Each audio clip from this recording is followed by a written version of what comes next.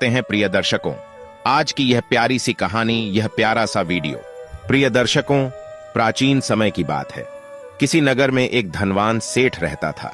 उसके घर में किसी चीज की कोई कमी नहीं थी। उसका व्यापार बड़ा ही अच्छा चल रहा था। उसकी पत्नी भी बड़ी खुश रहती थी। वह सेठ हर महीने अपनी पत्नी के लिए नए नए गहने खरीदता था और पत्नी को बड़ा प्रसन्न रखता था।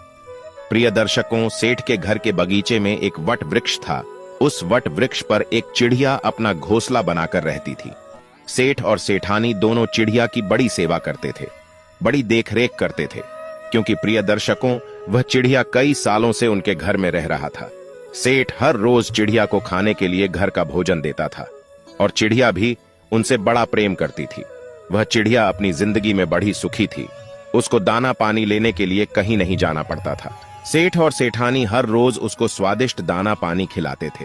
प्रिय दर्शकों, सेठ की जो पत्नी थी सेठानी, वह बड़ी ही सीधे स्वभाव की थी, बड़ी ही भोली थी। उसकी आदत थी कि वह घर की हर बात बाहर वालों को बता देती थी। प्रिय दर्शकों, एक दिन की बात है, सेठ की पत्नी अपने पति से पूछती है कि पिया जी, आपका व्यापार कैसा चल रहा है? आप कैसे इतना मुनाफा कमाते हो? प्रिय दर्शकों, अपनी पत्नी का ऐसा सवाल सुनकर सेठ सारी बात बता देता है। सेठ कहता है कि प्रिय, मैं अनाज का धंधा करता हूं और फला जगह से अनाज खरीद कर और महंगे दामों में बेच देता हूं। प्रिय दर्शकों, अब अपने पति की यह बात जानकर वह सेठानी बड़ी प्रसन्न होती है। सोचती है, मेरे पति तो बड़े ही बुद्धिमान हैं। यह बात तो सारे नगर वालों को पता होना चाहिए कि मेरे पति इतने बुद्धिमान हैं और इतना ज्यादा धन कमाते हैं। प्रिय दर्शकों, अब वह सेठ की पत्नी पूरे नगर में इस बात को फैला देती है कि इस तरीके से हमारे पति पैसा कमाते हैं, धन कमाते हैं। प्रिय दर्शकों, अब क्या था, नगर के कुछ लोगों को जब यह पता चलता है कि सेठ किस प्रकार धन अर्जित करता है, तो वह सभी अनाज का धंधा करने लगते हैं। प्रिय दर्शकों, अब तो नगर के बहुत से लोग अनाज का व्यापार करने लग जाते हैं। इधर सेठ जिससे कम दाम में अनाज खरीदता था, वह भी अपना अनाज महंगे दामों में बेचने लगता है। सेठ का धंधा थोड़ा कम चलने लगता है। सेठ को मुनाफा नहीं होता है और धीरे धीरे करके सेठ गरीब होता जाता है। सेठ का पूरा धंधा बैठ जाता है। यह देखकर सेठ बड़ा चिंतित हो जाता है, बड़ा दुखी हो जाता है। प्रिय दर्शकों, एक दिन की बात है, सेठ अपने व्यापार में परेशान होकर और बगीचे में बैठा था। तभी वह चिड़िया पक्षी उड़ता हुआ आता है और कहता है कि सेठ जी, क्या बात है, आज आप कुछ परेशान लग रहे हैं। तब सेठ बताता है कि हे चिड़िया, मेरा व्यापार बहुत मंदा चल रहा है, मुनाफा बहुत कम हो गया है। नगर के बहुत से लोगों ने अनाज का धंधा करना शुरू कर दिया है, जिस कारण अब मेरा धंधा बैठता जा रहा है। प्रिय दर्शकों, सेठ की ऐसी बातें सुनकर चिड़िया कहती है कि सेठ जी, क्या आपने किसी को बताया था कि आप किस प्रकार अपना धन अर्जित करते हैं, किस प्रकार आप अपनी जीविका चलाते हैं? तब सेठ कहता है कि हाँ चिड़िया, मैंने अपनी पत्नी को सारी बात बताई थी। वह मुझसे पूछ रही थी कि आप इतना धन कैसे कमाते हैं। तब मैंने अपनी पत्नी को बताया था कि इस प्रकार मैं अनाज का व्यापार करके और धन अर्जित करता हूं। प्रिय दर्शकों, अब क्या था, चिड़िया को सारी बात समझ में आ जाती है। चिड़िया कहती है कि सेठ जी, आपने बहुत बड़ी गलती कर दी है। आपको सेठानी जी से यह बातें नहीं करनी चाहिए थी। आज मैं आपको एक कहानी सुनाता हूं और इस कहानी के माध्यम से मैं आपको बताऊंगा कि चाहे कितने भी सगे हों, लेकिन ये 3 बातें कभी किसी को नहीं बतानी चाहिए। कभी गरीबी आपके आसपास भी नहीं भटकेगी। प्रिय दर्शकों, अब चिड़िया अपनी कहानी प्रारंभ करती है। चिड़िया कहती है कि सेठ जी, एक समय की बात है, किसी नगर में एक गरीब आदमी रहता था। वह इतना गरीब था कि अपने परिवार के लिए ठीक से भोजन नहीं जुटा पाता था। चिड़िया कहती है कि सेठ जी, गरीबी मनुष्य के लिए एक अपमानकारी दुख है। बिना धन के गृहस्थी और घर चलाना बड़ा मुश्किल है। प्रिय दर्शकों, चिड़िया आगे कहती है कि सेठ जी, वह गरीब आदमी जैसे तैसे अपने घर वालों का पेट पाल रहा था। कभी उनको भोजन मिल जाता था तो कभी भूखे पेट ही सोना पड़ता था। एक दिन उस गरीब आदमी की पत्नी ने कहा, जी, अपने पास तो धन ही नहीं है। सुबह को खा लें तो शाम की उम्मीद नहीं है, शाम को खा लें तो सुबह की उम्मीद नहीं है। आखिर ऐसे कब तक चलेगा? मैं जैसे तैसे करके घर चला लूंगी, लेकिन आप धन कमाने के लिए परदेश चले जाइए। इस प्रकार से हमारे परिवार का गुजारा नहीं चलेगा। मनुष्य के पास चाहे कितना ही धन हो, लेकिन अगर उसके पास कोई काम नहीं है तो वह धन भी बेकार होता है। यदि हम कुछ करेंगे नहीं तो किस तरह से अपने बच्चों को पालेंगे? भूखे मरने से अच्छा है कि किसी की छोटी मोटी मजदूरी ही कर लो। अब पत्नी के बार बार कहने पर वह गरीब आदमी धन कमाने की आस लेकर घर से निकल पड़ता है। अब वह जंगलों के रास्ते से परदेश के लिए रवाना हुआ। चलते चलते वह एक जंगल में पहुंच गया। दूर की यात्रा तय करके आ रहा था। बेचारा थक चुका था तो उसने देखा कि आगे एक छायादार बरगद का वृक्ष खड़ा है। उस वृक्ष की लंबी लंबी शाखाएं थीं, उसकी जड़ जमीन को छू रही थी। शीतल छाया देखकर वह बेचारा गरीब आदमी उस वृक्ष के नीचे बैठकर आराम करने लगा। प्रिय दर्शकों, चिड़िया आगे कहती है कि सेठ जी बरगद के नीचे वह आराम से लेटा हुआ था। तभी उसने देखा कि कहीं से एक सर्प आया और वह सर्प उसी वृक्ष के ऊपर चढ़ गया। गरीब आदमी उस सर्प को गौर से देख रहा था।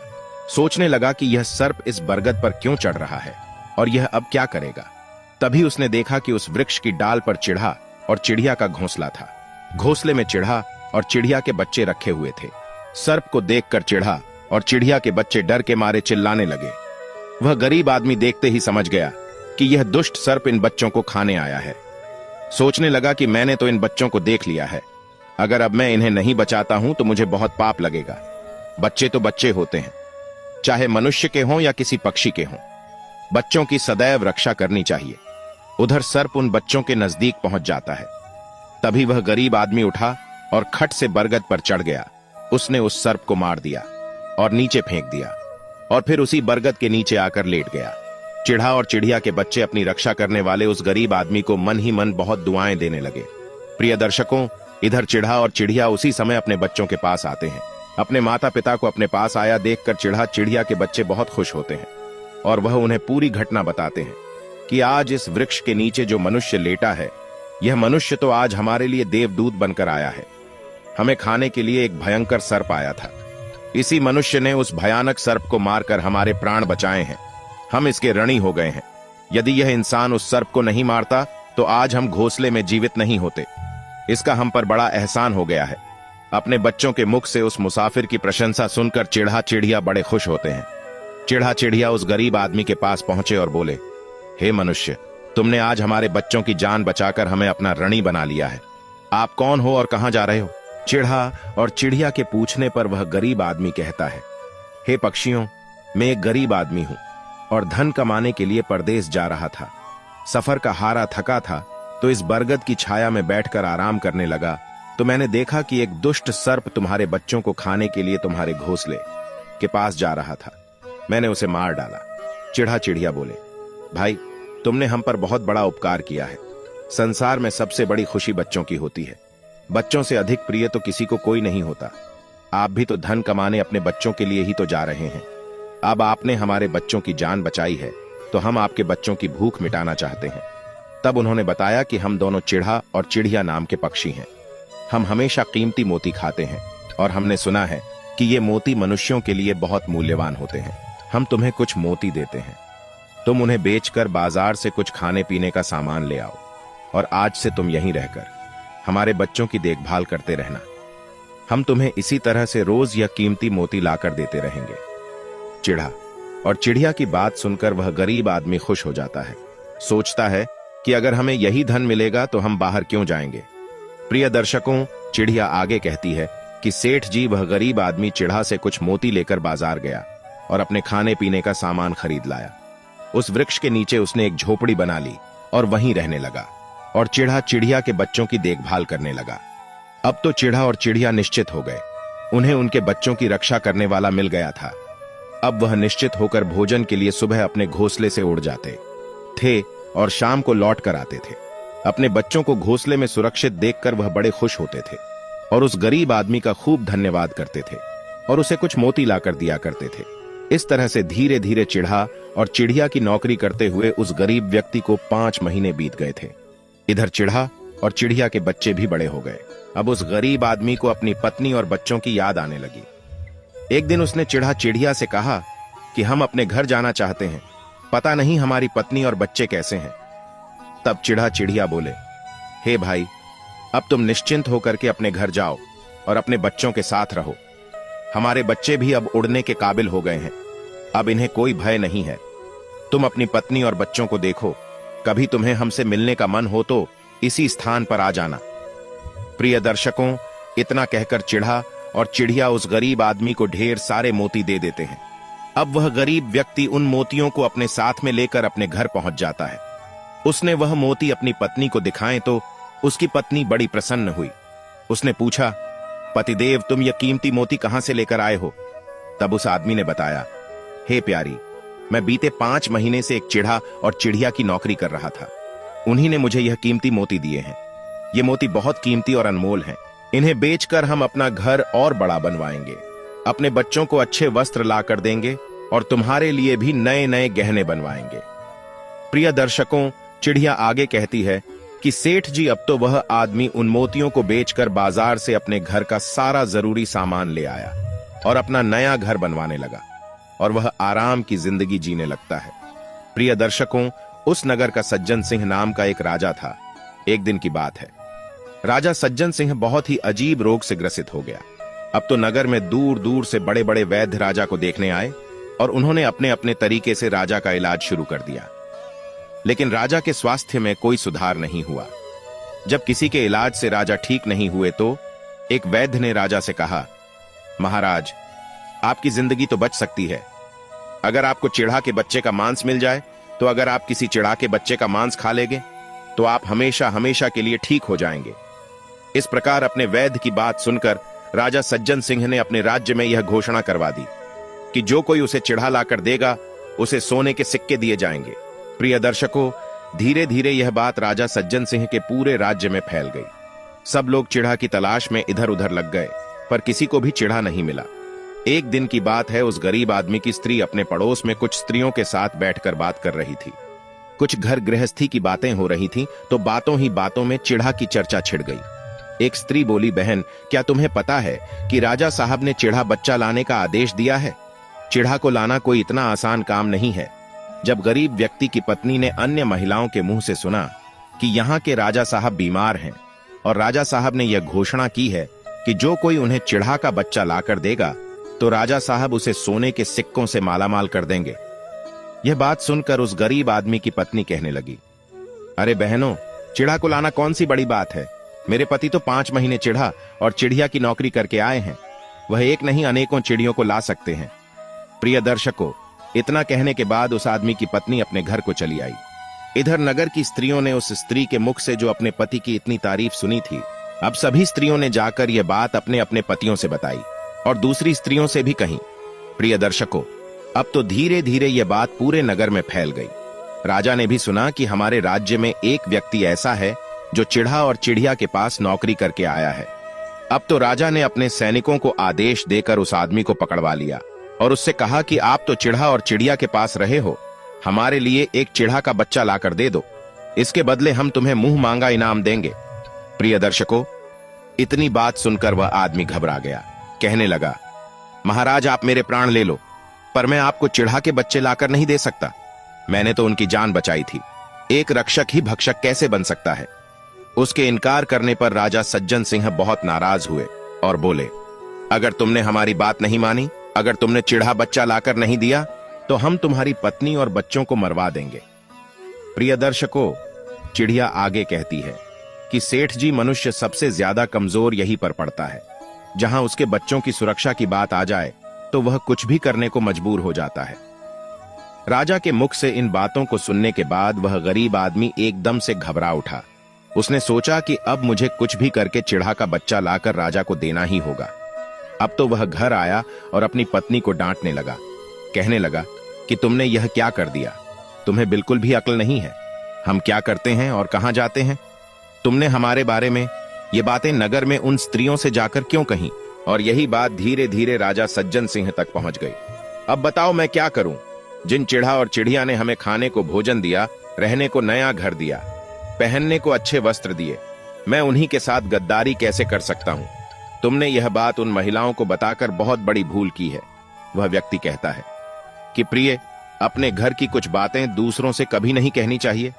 पहली, आपके घर में कितना धन है, आपकी कमाई का स्रोत क्या है, ये बातें दूसरों से कभी नहीं कहनी चाहिए। दूसरा बात, घर में अपने आपसी प्रेम की बातें, पति पत्नी के प्रेम की बातें बाहर वालों के सामने नहीं करनी चाहिए। तीसरा बात, आपसी लड़ाई झगड़े की बातें, आपसी मतभेद की बातें मान अपमान की बातें कभी दूसरों के सामने नहीं करनी चाहिए, वरना लोग हमारी गुप्त बातें जानकर हमारी कमजोरी को समझकर हमारा फायदा उठाते हैं। चौथी बात, अपनी कमजोरी दूसरों के सामने ना बताएं, अपनी उन्नति का राज किसी को ना बताएं। जिन बातों के कहने से आपके परिवार पर दुख आ जाए, वह बातें कभी बाहर नहीं करनी चाहिए। खास करके उन बातों को अपनी स्त्री से ना कहें जिन बातों से घर की मान प्रतिष्ठा नष्ट होती हो, परिवार पर संकट आता हो, किसी की जान जाती हो, परिवार में फूट पड़ती हो, आपसी रिश्ते खराब होते हों। क्योंकि कहते हैं स्त्रियों के पेट में इस तरह की बातें पचती नहीं हैं। अब वह गरीब आदमी बोला, प्रिय, तुम्हारी यह गलती आज हमारे परिवार को मौत के मुंह में डाल रही है। यदि तुमने इस बात को छुपा लिया होता तो आज हम निर्भय होकर के अपने घर में आनंद की जिंदगी जी रहे होते। अब राजा की आज्ञा है तो चिढ़ा का बच्चा लाकर राजा को देना ही पड़ेगा, लेकिन ऐसा करने से मैं पापी कहलाऊंगा। जिन बच्चों की मैंने इतने दिन देखभाल करी, जिन्हें मैंने मरने से बचाया, अब मैं उन्हें किस प्रकार मौत के मुंह में डाल सकता हूं। पत्नी कहने लगी, पतिदेव, अब जो भी हो, लेकिन हमें अपनी और बच्चों की जिंदगी बचानी है, तो आपको यह पाप करना ही पड़ेगा। प्रिय दर्शकों, अब तो बड़ा लाचार होता हुआ वह गरीब आदमी जंगल की ओर चल पड़ा, जहां वह चिढ़ा के बच्चों की देखभाल करता था। उधर जब चिढ़ा और चिड़िया और उनके बच्चों ने उस गरीब आदमी को अपने पास आता हुआ देखा, तो वह बड़े खुश होने लगे। अपने बच्चों को अत्यंत खुश देखकर चिढ़ा चिड़िया कहने लगे, अरे बच्चों, तुम इतने खुश क्यों हो रहे हो? वह तो तुम में से किसी एक को लेने आ रहा है। तुम में से ऐसा कौन है जो आज उसके साथ जाकर उसकी और उसके बच्चों की जान बचाएगा? चिढ़ा कहता है कि बच्चों, लेकिन एक बात याद रखना, तुम में से जो भी उसके साथ जाएगा वह कभी लौट कर नहीं आएगा, वह नगर के राजा का भोजन बन जाएगा। प्रिय दर्शकों, तब चिढ़ा के बच्चों ने पूछा कि आप ऐसा क्यों कह रहे हैं? तब चिढ़ा बताता है कि बच्चों, यहाँ का जो राजा है वह बीमार पड़ गया है और वैद्य ने उसे चिढ़ा के बच्चे का मांस खाने को कहा है, इसलिए तुम में से किसी एक को वह लेने के लिए आया है। तुम में से कोई उसके साथ जाने को तैयार है तो वह जा सकता है। तभी उनमें से एक बच्चा कहने लगा कि हे माता पिता, उस आदमी ने ही हम सबकी जिंदगी बचाई है और आज वह आदमी बहुत बड़ी मुसीबत में है। ऐसे में हमें भी उसकी मदद करनी चाहिए, चाहे हमारी जान ही क्यों ना चली जाए, लेकिन हम उसके साथ जरूर जाएंगे। उधर वह आदमी उस बरगद के वृक्ष के नीचे आता है और चिढ़ा चिड़िया को अपना दुख बताता है। तब चिढ़ा चिड़िया कहते हैं, हे भाई, तुम चिंता ना करो, हमारे बच्चे तुम्हारे साथ जाने के लिए तैयार हैं, तुम इनमें से किसी एक को ले जाओ। प्रिय दर्शकों, अब तो वह गरीब आदमी उनमें से एक चिढ़ा के बच्चे को लेकर लौट जाता है और राजा को ले जाकर दे देता है। राजा उस चिढ़े के बच्चे को एक पिंजरे में बंद करता है और अपने नौकर को रखने के लिए कह देता है। राजा कहता है कि हम इसे सुबह निकालेंगे, फिर उसके बाद इसके मांस को खा जाएंगे। प्रिय दर्शकों, नौकर इधर पिंजरा लेकर महल में रख देता है। प्रिय दर्शकों, अब क्या होता है कि राजा सज्जन सिंह का एक बेटा था। वह पशु पक्षियों से बहुत प्रेम करता था। उसे कुछ नहीं पता था कि यह चिढ़ा पिता के खाने के लिए लाया गया है। वह मित्रों के साथ उसी जगह पर खेल रहा था जहां चिढ़ा का बच्चा पिंजरे में कैद था। राजकुमार ने जब एक सुंदर से चिढ़ा को पिंजरे में बंद देखा तो राजकुमार उसके साथ खेलने लगा। तभी राजकुमार का एक मित्र कहता है कि मित्र, तुम इस पक्षी को बाहर निकालो, यह कितना सुंदर चिढ़ा है, पिंजरे में इसका रहना बिल्कुल सही नहीं है, हम इसे आजाद कर देते हैं। अब इस प्रकार अपने मित्र की बातें सुनने के बाद राजकुमार ने उस तोते के बच्चे को पिंजरे से बाहर निकाल दिया। मित्रों, जैसे ही वह पिंजरे को खोलता है तो वह चिढ़ा का बच्चा आकाश में उड़ जाता है। अब तो धीरे धीरे यह बात राजा तक पहुंची कि आपके राजकुमार ने उस चिढ़ा को छोड़ दिया है और अब आपके प्राण बचाना बड़ा ही मुश्किल है। यह बात सुनकर राजा को बड़ा क्रोध आया। राजा ने तुरंत राजकुमार को अपने पास बुलाया और गुस्से में उससे बोला, अरे नादान पुत्र, तूने उस चिढ़ा के बच्चे को क्यों छोड़ दिया? राजकुमार बहुत घबरा जाता है और कहता है, पिताजी, मुझे क्या पता था कि वह उड़ जाएगा, मैं तो उसके साथ खेलना चाहता था। अपने पुत्र की बात सुनकर राजा को उस पर बड़ा क्रोध आता है। राजा उसे नगर से निकालने का आदेश दे देता है। प्रिय दर्शकों, अब तो राजा के सैनिक राजा के बेटे को ले जाकर और नगर की सीमा से बाहर छोड़ देते हैं। उधर वह चिढ़ा का बच्चा उड़कर अपने माता पिता के पास पहुंचता है और सारी बात बताता है कि मुझे राजा के बेटे ने आजाद कर दिया है। चिढ़ा चिड़िया ने जब अपने बच्चे को देखा तो कहा कि पुत्र, राजा के बेटे ने तुम्हें तो आजाद कर दिया, पर वह स्वयं संकट में फंस गया है। उसके दुष्ट पिता ने उसे नगर से बाहर निकाल दिया है। अब उसकी जिंदगी की जिम्मेदारी तुम्हारे ऊपर है। तुम जाओ, जाकर उसकी मदद करो। मित्रों, चिढ़ा का बच्चा उस राजकुमार की मदद करने के लिए उसके पास पहुंच जाता है। राजकुमार उसे देखते ही समझ जाता है कि यह तो वही पक्षी है जिसे मैंने पिंजरे से आजाद किया था। राजकुमार कहता है, हे पक्षी, तुम्हारी वजह से मुझे मेरे पिता ने नगर से निकाल दिया है। अब तुम ही बताओ मैं क्या करूं, कहां जाऊं? तब चिढ़ा कहता है, प्रिय दर्शकों, तुम चिंता मत करो। तुमने मेरी जान बचाई थी, इसीलिए मैं तुम्हारी मदद करने आया हूं। दुख सुख में अब मैं तुम्हारे साथ ही रहूंगा। प्रिय दर्शकों, अब तो राजकुमार खुश हो जाता है, क्योंकि उसे एक पक्षी ही सही, कम से कम एक साथी तो मिल ही गया था। अब तो वह चिढ़ा और राजकुमार दोनों एक दूसरे नगर में घूमने लगते हैं। चलते चलते वह दोनों नगर के एक सुंदर बगीचे में पहुंच जाते हैं। उसी बगीचे में वहां के राजा की पुत्री भी अपनी सहेलियों के साथ घूमने के लिए आया करती थी। उस राज्य के राजा की कन्या का नाम इंदु था। राजकुमारी इंदु बड़ी ही सुंदर थी। उसकी खूबसूरती की चर्चाएं पूरे नगर में हुआ करती थीं। राजकुमार और चिढ़ा उस बगीचे में बैठे हुए थे। तभी वहां राजा की कन्या इंदु अपनी सहेलियों के साथ बगीचे में घूमने के लिए आती है। तो राजकुमारी को देखकर राजकुमार तो वृक्ष के पीछे छुप जाता है और वह चिढ़ा राजकुमारी के सामने पहुंच जाता है। राजकुमारी उस सुंदर चिढ़ा को देखकर उस पर मोहित हो जाती है। वह उसे पकड़ना चाहती है, लेकिन वह चिढ़ा उसकी पकड़ में नहीं आता है। इधर राजकुमार राजकुमारी इंदु की सुंदरता पर मोहित हो जाता है। प्रिय दर्शकों, कुछ समय बगीचे में टहलकर राजकुमारी अपने महल में लौट जाती है। राजकुमार पूरी तरह से राजकुमारी पर मोहित हो गया था। अब तो उसे एक पल भी अच्छा नहीं लग रहा था। तब चिढ़ा ने कहा, मित्र, तुम चिंता मत करो। तुम जिसे चाहने लगे हो, मैं तुम्हें उससे मिलवा दूंगा। राजकुमार बोला, मित्र, तुम मुझे कुछ भी करके उस राजकुमारी से मिला दो। मैं उसके बिना अब रह नहीं पाऊंगा। चिढ़ा बोला, मित्र, तुम मुझ पर भरोसा रखो। मैं पता लगाकर आता हूं कि राजकुमारी कहां रहती है और उससे तुम कैसे मिल सकते हो। प्रिय दर्शकों, चिड़िया आगे कहती है कि सेठ जी, अब तो चिढ़ा राजकुमारी इंदु के पास जाता है। राजकुमारी के महल में चारों तरफ सैनिक लगे हुए थे, लेकिन चिढ़ा उड़ता हुआ ऊपर से जाता है और वह जाकर राजकुमारी के कक्ष के बाहर बैठ जाता है। चिढ़ा वहां से सब नजारा देखता है और सारी बात आकर राजकुमार को बताता है कि महल में जाकर तो राजकुमारी से मिलना बड़ा मुश्किल है। तुम एक काम करो, अपना रुमाल मुझे दे दो। मैं तुम्हारा रुमाल आज राजकुमारी के पास पहुंचा दूंगा और उसकी चुनरी ले आऊंगा। प्रिय दर्शकों, अब रात में चिढ़ा राजकुमार का रुमाल लेकर जाता है और राजकुमारी के पास रखकर चला आता है और उधर से राजकुमारी की चुनरी साथ ले आता है। इधर जब सुबह का समय हुआ तो राजकुमारी इंदु नींद से जागती है और वह देखती है कि उसकी चुनरी वहां नहीं है और अपने पास रखे रुमाल को देखती है तो एकदम से राजकुमारी समझ जाती है कि रात्रि में जब मैं सो रही थी तब जरूर कोई पुरुष मेरे कक्ष में आया था। उसने देखा कि उसकी चुनरी गायब है और उसकी जगह किसी पुरुष का रुमाल रखा हुआ था।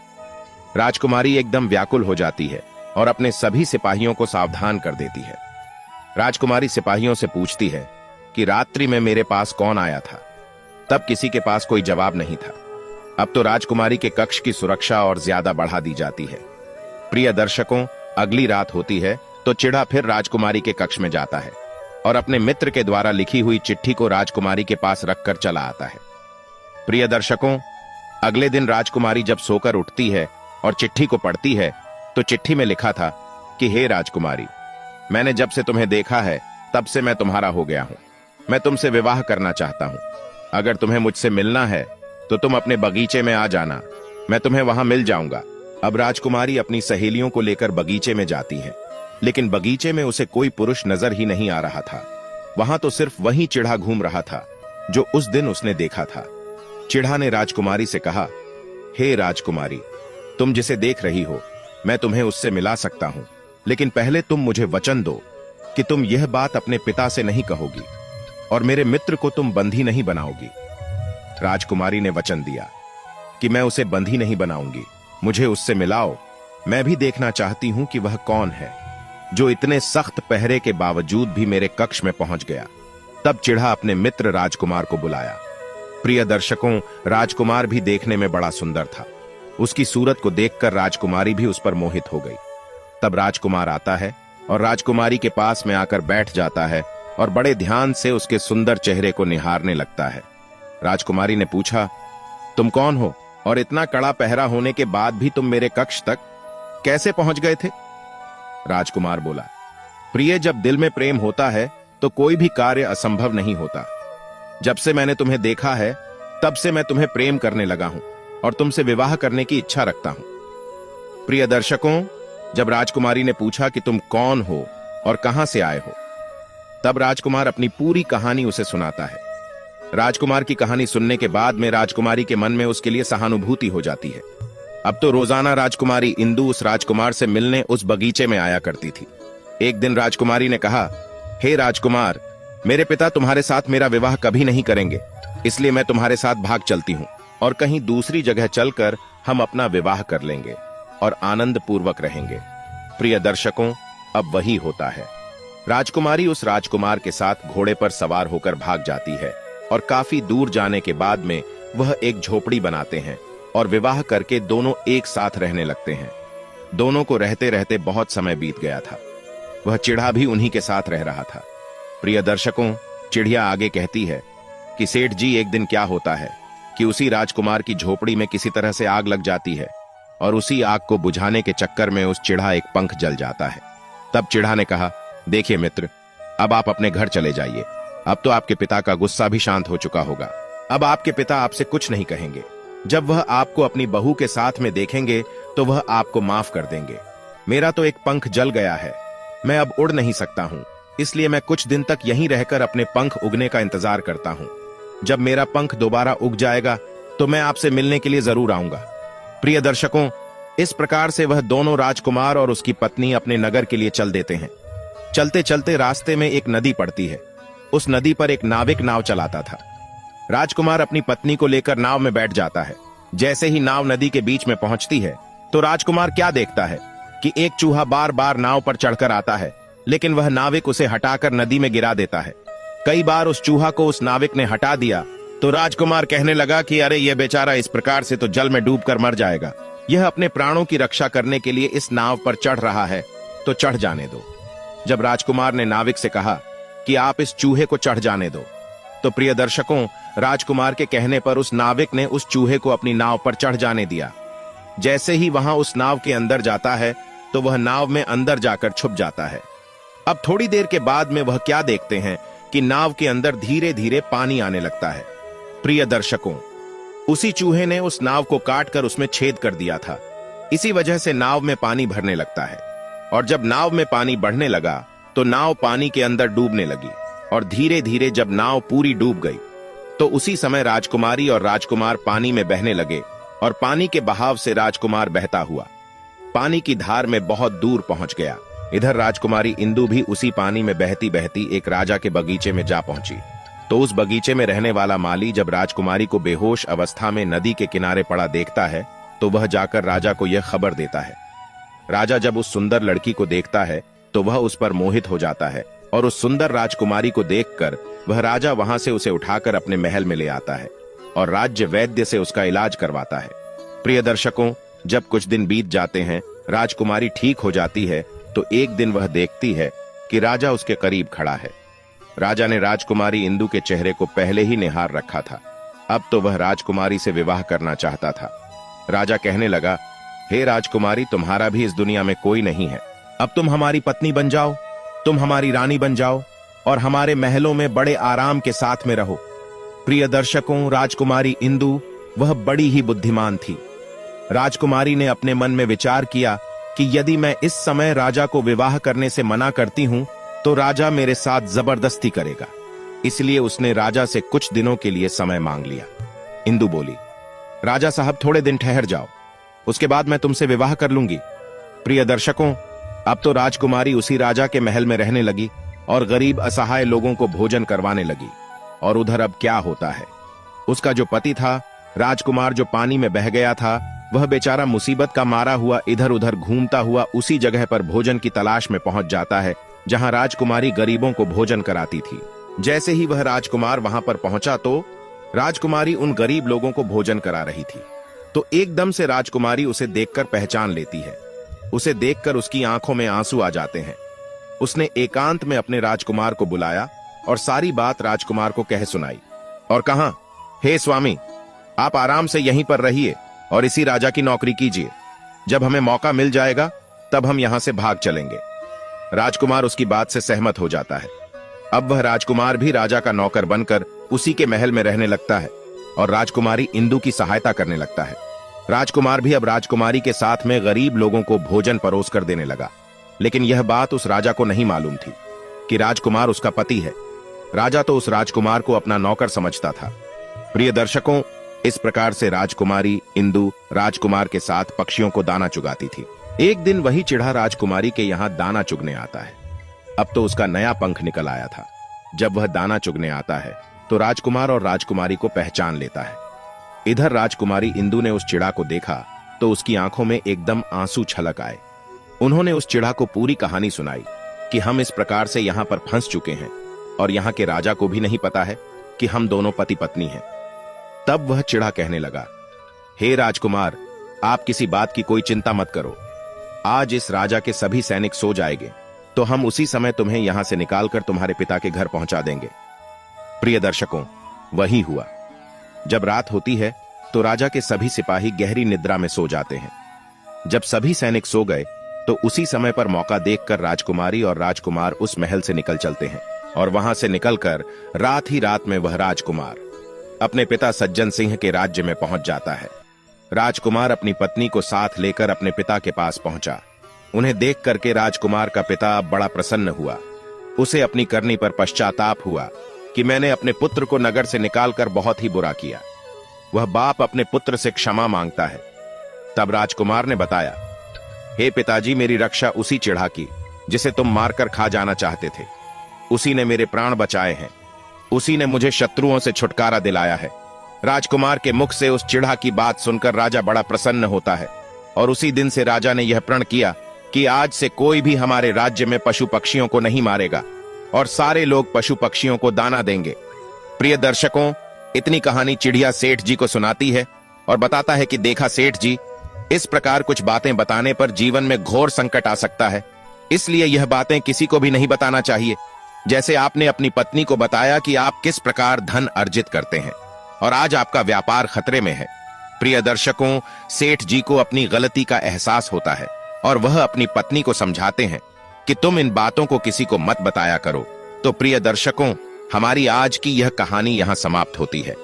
हम उम्मीद करते हैं कि आपको हमारी आज की यह कहानी, हमारा आज का यह वीडियो बहुत पसंद आया होगा और आप इससे ढेर सारी प्रेरणा लेंगे। मिलते हैं अगले वीडियो में। तब तक के लिए नमस्कार, धन्यवाद।